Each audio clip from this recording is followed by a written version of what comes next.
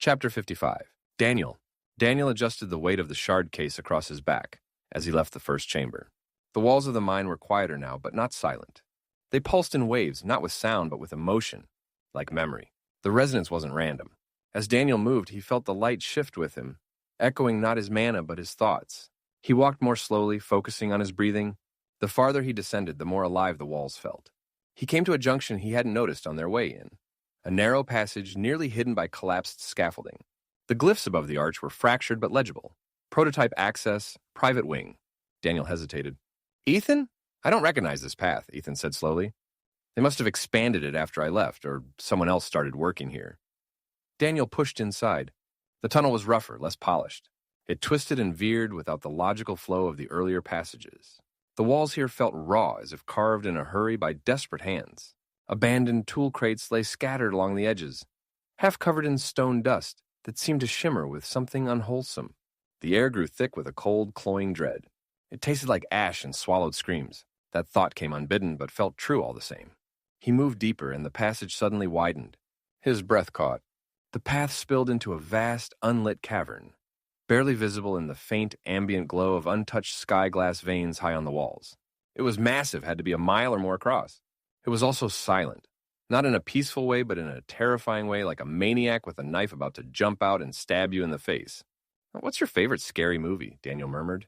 What was that? Ethan asked. Daniel shook his head. Nothing. He stared into the gloom and took in the horrific truth. This had been a settlement. That much was obvious. Dilapidated structures. Crude shelters half collapsed were scattered across the uneven floor. Broken tools, long rotted remnants of fabric, and twisted, rusted implements lay strewn amid piles of shattered stone, and amidst it all, countless skeletons. Piles of them. Not buried, not even neatly arranged. Just broken, strewn everywhere, completely intertwined without rhythm or reason. Broken swords lay beside fractured bones. The signs of a brutal, absolute slaughter were undeniable. An entire community utterly destroyed without regard or mercy. A suffocating wave of despair rolled over Daniel from the raw emotional weight clinging to the air. He thought he was going to be sick. This wasn't a place of quiet echoes. It was a vast, open grave of pure, concentrated suffering. Well, what the hell? He whispered, his voice a ragged gasp. Ethan was silent, a rare, chilling stillness in Daniel's mind. The sheer scale of the terror seemed to overwhelm even him. Daniel's gaze drifted across the horror, drawn by an unnerving flicker.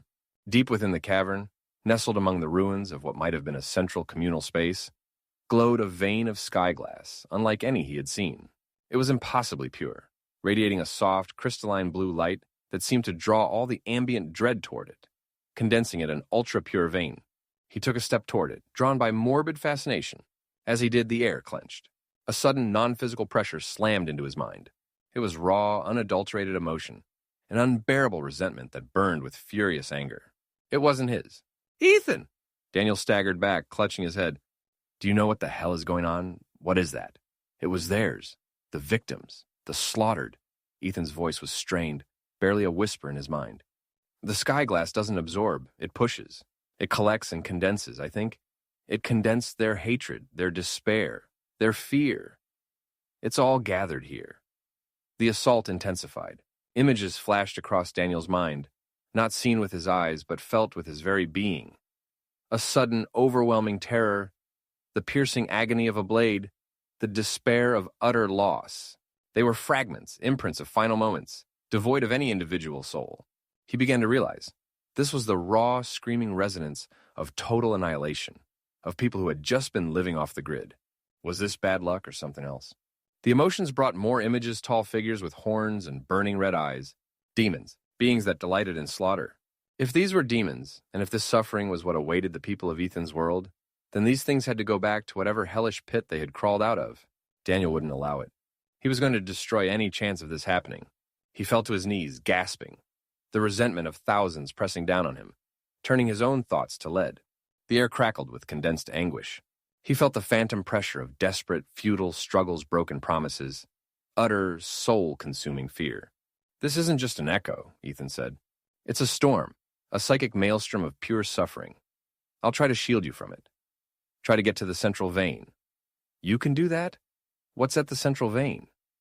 I guess we'll see if I can help and probably find the center of all this. Daniel had to reach the sky glass, just as Ethan suggested, It was the purest conduit, the epicenter of this agony. It might be the only way to sever the connection. With a desperate primal urge, Daniel forced himself forward, crawling toward the glowing pillar. Still, the whispers pushed against his consciousness. Mom, please don't go. Help? I don't want to die. What are you doing? Why do I burn? Death, pain, betrayal. God's why. Every inch was agony, every breath a battle against waves of pure resentment, fear, and loss. The air vibrated with the silent screams of the long dead. His shaking hand reached for his extraction tool. He knew what this place was now. It wasn't just a mine for rare materials. It had been a home, a refuge, a place hidden away, one that hadn't remained hidden for long. Now, it was a monument to the true horror of the demon sect and invasion, so absolute it erased even lingering spirits, leaving only the raw, undying stain of emotion. And the sky glass in its purity held it all locked in the surrounding rock. The sky glass vein, still glowing with terrifying purity, pulsed with blindingly bright mana. A current seemed to react to the crystal. Talk about bad luck. You've got to crack that thing, Ethan said, his voice distant. I'm shielding your mind, but the malice in here is getting out of control. I don't know how long I can hold on. Daniel reached the pillar and watched it pulse. He didn't have time, didn't have the energy. He drew his sword. Kingland's silence responded the moment it touched his hand. The blade pushed back the resentment and fear as it glowed with bright light. Daniel didn't hesitate. He injected as much mana as he could into Chingland's silence. It was sloppy and unrefined. Nathan would have been appalled. He mustered his focus and stabbed the blade into the vein. A pulse of clean energy erupted in a strange pressure wave. Then, without warning, the sky glass shattered. The air rang like breaking crystal, then shimmered and softened. Daniel let out a deep breath. Damn, was all he said. Chapter 56, Daniel. It's amazing he didn't die. The sky glass, while not exactly glass, is closer to obsidian than it is granite, so it fractured in a way that could have been bad if Daniel hadn't taken precautions. The mana shield was a good technique to learn, Daniel said, collapsing onto his side, trembling violently. Oh, yeah, that could have been bad. Glad you're still alive, Ethan commented. But this would have been a dumb place to die. Daniel snorted but didn't respond. The pieces of sky glass lay in larger fragments, seeming to glow with leftover mana. They pulsed softly as he placed them in the containment sleeve, but slowly became inert. He had succeeded, but the cost of that success, he knew what this place was now. It was a monument to the true horror of the demon sect. A destruction so absolute it erased even the lingering spirit, leaving only the raw, undying stain of emotion. And the sky glass, in its purity, had held it all. He wasn't sure what made him do it. But before he left, he took Chingland's silence, which reacted again to his touch, and he cut some words into the stone. On impulse, he imbued the words with mana. Rest in peace. I will avenge you. Daniel took a step back and bowed. It's not likely that they can actually understand you.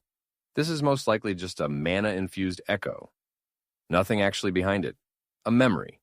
Daniel shook his head. It doesn't matter. Hopefully somewhere, it helps them find some peace. He wiped the cold sweat from his brow. The ascent from the deepest chamber was a silent, solemn affair. The glyphs on the walls, once frantic etchings of despair, flickered once more as he passed, like tired eyes watching a final departure. At the mouth of the cave, daylight broke in soft beams through thinning fog.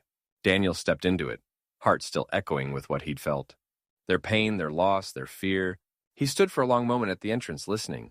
But the mine made no sound. Behind him, the last pulse of resonance flickered, and went still. He truly hoped that the silence wasn't temporary, the relief wasn't buried. He hoped for a true release. The descent back down the ridge was harder than the climb, as the quiet was suddenly relentless. It was the kind of quiet that comes after a funeral of a loved one whose death is unexpected. Daniel moved with mechanical efficiency, retracing his route through the winding forest trail. Every root he'd stepped over, every faint scar of an old mountain rail track, he hit them all again. But the mountain didn't feel the same. It was lighter now, but emptier too. You okay? Ethan asked. Daniel nodded once. Yeah. You haven't said anything for like an hour. I was thinking, clearly. About? Violence is part of our world too. We've had wars that have killed hundreds of thousands, millions even. In the last century and a half, we've had it happen twice where some crazy asshole tried to take over the world and almost succeeded. He murdered. I cannot tell you how many people. I've seen the remnants of his actions. Whole towns, dead. Entire family lines gone. There's a memorial in a place that shows all the shoes of people who died. It was hard. But this, This is happening here too. It's a bit different when I can feel the emotions of those lost. And you're telling me. You're telling me that the things that cause this suffering are trying to make their way back. It's just a lot. Ethan didn't answer right away. Then, yep, and part of the problem is we don't have millions left. If the demon hordes invade this time, we probably won't survive. We, as in humans. Daniel righted himself. Then we'd better make sure we are ready. Remind me to ask you about the demon sect later. It's time for me to try to figure out my enemy. Our enemy. You aren't alone. Daniel smiled at that. The field transport came into view at the edge of the ridge. A sleek, dark-mirrored construct resting just where they'd left it. Low to the ground, armored and rune-sealed. Daniel opened the rear compartment and slid the satchel of shard cases inside, securing them in the spirit-insulated stasis box. The internal shielding flared once, then sealed with a low hum. One less variable to worry about. He climbed into the front seat and keyed the ignition crystal. Where to now? Ethan's voice was steadier. The blood copper is actually in an old battlefield. There is tons of the stuff, but the route is pretty dangerous. So we're going to want to go on the main thoroughfare toward Mount Serathune. Daniel raised an eyebrow. Anything as bad as what we just walked out of? It won't be pleasant, but probably not that bad, Ethan's voice echoed in Daniel's mind. The blood copper is located on an ancient battlefield from several long-term conflicts, including the last Demon War. At one point, it was incredibly dangerous, but there isn't a lot of travel there these days. It lies far from any settled imperial lands, and there aren't many settlers because it's desolate. The whole area is treated with chaos energy, from which it has never truly recovered. The lingering chaos magic from that conflict still permeates the very air, a heavy, distorted current that actively prevents normal natural regeneration and makes the region inherently hostile. Oddly enough, we actually have a home just up the coast from the city. We haven't been there in years. Daniel let out a sigh. That sounds awful. Can't wait. Ethan continued like he couldn't hear him. The only group daring enough to venture regularly into these treacherous wastes does so with the aim of forging a passage to the eastern kingdoms across the perilous sea. Their sole point of contact within this blighted landscape is the independent port town of Ashenport, a desolate haven controlled by the shore warden, a reclusive ruler, who unfortunately shows little real care for anything beyond his own chaotic domain. Daniel stopped listening at that point, attempting to focus as he made his way to their next destination. Chapter 57, Daniel. The journey from the Skyglass mine had been long, stretching over a couple of uneventful days. Daniel and the field transport moved steadily across dusty, winding roads that threaded between low hills and forgotten outposts. The terrain was dry and sun-bleached, the air warm but not oppressive, filled with the scent of wind-blown sage and heated brush. At night, they stopped at roadside inns, small, timber-framed places that smelled of wood smoke and old lacquer, run by innkeepers too pragmatic to ask questions and too kind to show it. The food, surprisingly, was more than just edible. Some dishes were genuinely delicious. Crisp pork dumplings with fire pepper vinegar, sweet rice buns steamed to perfect fluff, grilled fish seasoned with foraged herbs. It was a welcome reprieve from nutrient paste and ration bars real food, crafted with intention. One evening, while refueling near a quiet border village, Daniel ended up assisting a local doctor. A child had collapsed during morning lessons, her mana channels blocked by a crystallized buildup that shimmered faintly beneath her skin. The doctor had seen it before, but not often. An obscure ailment, likely genetic, not the doctor's words, triggered by exposure to a contaminated charm. Daniel, drawing on Ethan's memories and his own intuition, helped map a pressure release pattern along the girl's forearms and diffuse the blockage using a low-pulse resonance of mana. It was a small thing.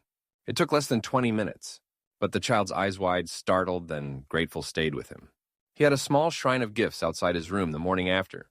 There were also many requests for his contact form for his messaging crystal. He politely declined and went on his way. It was a quiet interlude, a soft breath between the weight of what had come before and the unknown waiting ahead. A reminder that outside the hidden horrors of cursed mines and the machinations of empires, ordinary life still existed. Fields still needed tending. Children still got sick. People still cooked dinner, argued over seasoning, and mended spirit charms worn thin by affection. For a little while, the world was small again, and that, Daniel thought, might be reason enough to keep it safe. They continued their journey, and the movement was slow and eventually coming to one of the areas very much less traveled by.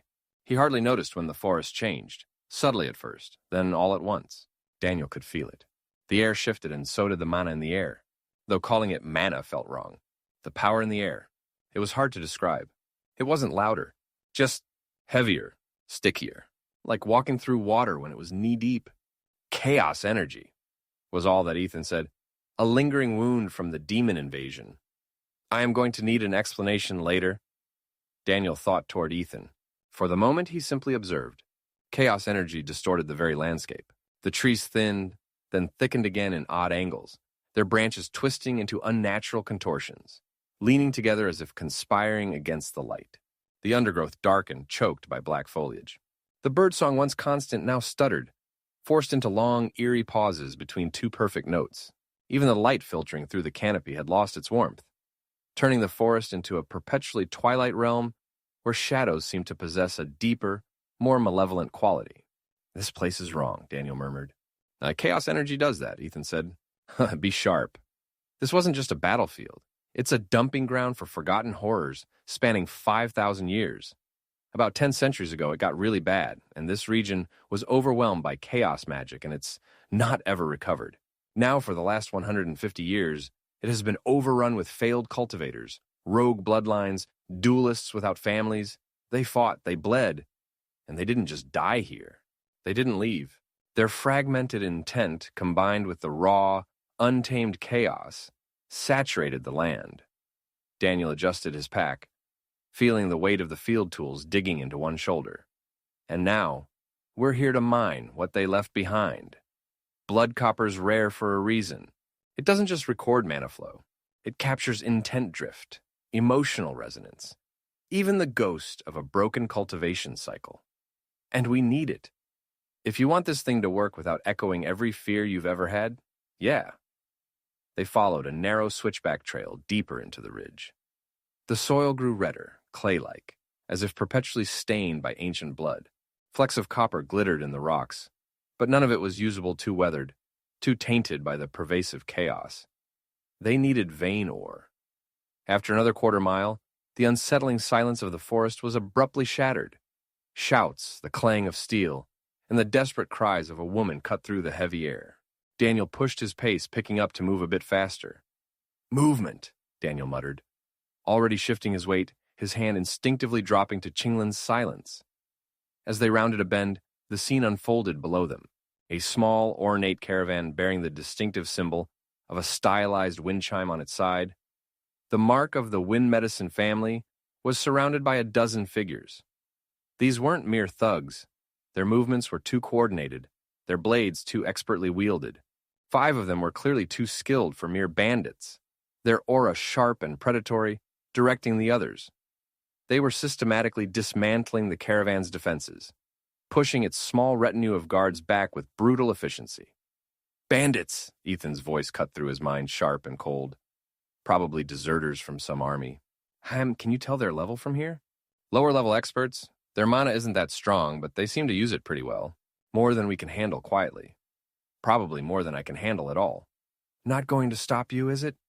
Yeah, I am dumb like that. Daniel didn't hesitate. This wasn't about blood copper anymore. Let's do this. He dropped into a low, fluid stance, drawing Chinglin's silence with a whisper of steel. His first movement was iron vein. Feet flat, knees slightly bent, spine aligned, shoulders low tension without motion. He moved, a controlled step forward, another to the side, one more back, then right again. The world steadied. Breath in, breath out. Balanced. He was grounded. He was ready. Gave a rather sloppy application of mana to his joints, his feet, and upper legs, and took off. The leader of the expert bandits, a lean man with a pitted blade, saw him first. Well, look what wandered into the slaughter, he smirked, signaling 2 of his expert comrades to advance. Daniel was already on them. The first bandit lunged a sloppy swing, overcommitted. Daniel's foot slid an inch, hips rotating on a tight pivot. He executed piercing edge. The blade moved once clean, shallow, and sharp enough to send the attacker stumbling, weapon flying. But he modified it to hit with the flat verse the edge. Not a killing blow, just a correction. The bandit screamed, and it seemed Chinglin's silence broke his collarbone. The second expert came in harder, two-handed grip, aiming for a shoulder break. Daniel stepped into the strike and angled his blade upward in a short, inside arc. The force of the blow sent the bandit's blade off course. His counter moved on the same line. He delivered a swift, single reverse slash that caught the attacker across the arm, spraying blood. The man shrieked, dropping his weapon as Daniel's foot slid, rotated, and smacked the man's boot with the flat of his heel. The man went down hard, bone grinding on stone, still not dead. The third expert tried a feint, stepping wide, then drawing fast from the hip. Daniel didn't move. Then, just as the sword came close, he shifted a quarter turn. He executed Ghost Veil Disarm. He caught the flat with the spine of his blade, rolled his wrist, and flipped the enemy's weapon cleanly over his shoulder. The man landed face first in the dirt, a sickening crunch echoing in the clearing. 3 down. No wasted motion. No drawn breath. No second strikes. The remaining 2 expert bandits exchanged a look, their cocky grins replaced by wary respect. The leader hesitated now. Daniel said nothing. The sword didn't hum. It didn't glow. But there was something about the way he held it, tilted slightly forward, edge pulled inward toward the heart, that felt dangerously patient. He's good, one of the remaining experts muttered, blood already beginning to pool under the third fallen bandit. Too good, the leader snarled. Take him down, all of you. No witnesses. The remaining 2 experts moved, backed by 3 more common bandits, attempting to flank Daniel. Blades flashed, crude mana pulses rippled towards him. Daniel knew he couldn't take on 5 skilled opponents, and their underlings with just swordplay, not without mana. He had been practicing his mana manipulation, and while his raw, empowering pinpoint use and enforcement were all really good, he was still having problems with actual combat or support spells more complex than that. His opponents, however, didn't seem to be at a high enough level where they could battlecast his word. He'd seen the weaknesses in their raw, emotional spellcasting. That didn't mean that they wouldn't stab him in the face given the chance, so he was going to be one to take that chance. He started building spell effects. The world seemed to slow, distorting around Daniel as he unleashed a torrent of mana from his core. The mana sharpened everything. His mind, usually so precise, blurred with a primal need to overwhelm. He didn't meticulously build arrays. He willed them into existence, pushing mana through raw instinct, focusing on pure, destructive intent. He built out the spell at the speed of his thoughts as he fought against 2 bandits, one wielding a long blade, another a spear. Consideration of the magic. No subtle kinetic pulse this time. He needed raw, immediate impact. A concussive blast. He remembered the diagram of a localized mana detonation, something Ethan had warned him about. He ignored the warnings. Establishment of the intent. Pure, unadulterated shockwave. Not to kill, but to incapacitate with extreme force. Break bones. Rupture eardrums, leave them utterly helpless. His intent was a hammer blow. Building of the array. Instinctively, he wove rapidly connecting glyphs, twisting basic control runes into explosive triggers. It was messy, chaotic, reflecting the ambient energy of the forest itself. A dangerous dance between control and wild output, filing the array with mana, coupled with the intent. He ripped mana from his core, pulling it fast and hard, faster than he ever should. The energy roared through his meridians, burning hot, close to overload. He shoved it into the array, feeling the raw power surge, carrying the precise activation sequence into the array with the intended mana. His mental command was a violent snap. Explode. Now. He unleashed the mana with a furious release, not caring about elegance, only impact. A series of guttural thumps erupted from Daniel's position, not discrete spells, but a rapid-fire sequence of kinetic detonations. The air before him cracked. The nearest bandits were hit by invisible hammers. Their bodies contorted, snapped backwards, and slammed against trees with wet, sickening thuds. Bones fractured. Blood splattered across the dark undergrowth. The expert leader screamed, thrown backwards into the dirt, his nose already gushing crimson. Daniel stood, trembling, mana still singing wildly in his veins, the raw power leaving him dizzy. He'd done it, but the mana felt wrong. It was sticky, almost cloying, and his face was bleeding. What the hell was that? Ethan's voice was a ragged whisper in his mind, filled with a rare panic. You nearly blew your own face off. That wasn't a spell. That was a tantrum of pure force. What were you thinking? Why is it so difficult? Daniel thought, his vision blurring slightly. Why can't I just make it work? It's just energy. It should be simple. His chest burned with frustration. Why is it so damned hard to control? I just want it to do what I tell it to, but it fights me. It fights back. It's not a machine, Daniel, Ethan snapped, his voice ringing with exasperation and fear. It's life. It's will. It's intent. It's magic. The literal ability to change the world at will. Every fragment of mana in this world is tied to the raw essence of something. Intent isn't just a trigger. It's the fuel, the filter, and the very structure. You bloody well know this. Intent with raw emotion is a bad thing. It was your bloody theory. When you try to force it, when you ignore the natural flow, when you let your own emotions, especially raw frustration or rage, bleed into the cast, it corrupts the sequence. You used chaos to fight chaos, and you almost burned yourself down doing it. Daniel clenched his jaw, the taste of burnt manna on his tongue. But if it's so unstable, if it needs so much emotion, how does anyone do anything consistently? How does the Empire even run its basic systems? Every piece of magic I've seen is a bespoke, handcrafted piece of guesswork. No two spells are ever truly identical, even from the same caster. There's no repeatability, no scalability. That's the problem, Daniel, Ethan almost shouted. That's what I spent my life trying to fix. Masters' magic works because they're trained to suppress everything but a single, pure intent. They spent most of their time perfecting intent, array formation, and mana control. They build their entire lives around ritual and discipline just to maintain basic functionality. It's why the Empire's communication network is a disaster. It's why Grandmasters remain in seclusion for years. It's why it all collapses when the stakes get high, when real emotions, fear, panic, pain, start to bleed through. Ethan paused there. It was interested to hear someone breathing heavy in your head when it wasn't you. Daniel heard Ethan try to calm himself. You said it yourself, Daniel. It's a system designed by poets and mystics, not engineers. And it's why no one can survive the true demon war, because you can't fight chaos with a perfectly curated emotion. You need logic. You need structure. You need us. Daniel stood, breathing deeply, mana still singing wildly in his veins, but with a new, chilling clarity. The expert leader and his remaining scattered bandits were either unconscious, fleeing, or groaning in various states of brokenness amongst the trees. The Wynn family medicine caravan members stared at him, faces pale with horror and awe. He'd done it. He'd showcased power. But at what cost? He looked at his shaking hands, at the faint glow still clinging to the tips of his fingers. He needed the framework. More than ever. He couldn't fight a demon war by nearly incinerating himself with every spell. A middle-aged woman, her face etched with worry but now shining with relief, stepped forward from the caravan, clutching a small wind chime amulet. You saved us, she whispered, her voice thick with gratitude. Thank you, young master. The Wynn medicine family is in your debt. Daniel offered a small, polite nod. He hadn't just proven his prowess in combat. He had just confronted the raw, chaotic nature of magic itself.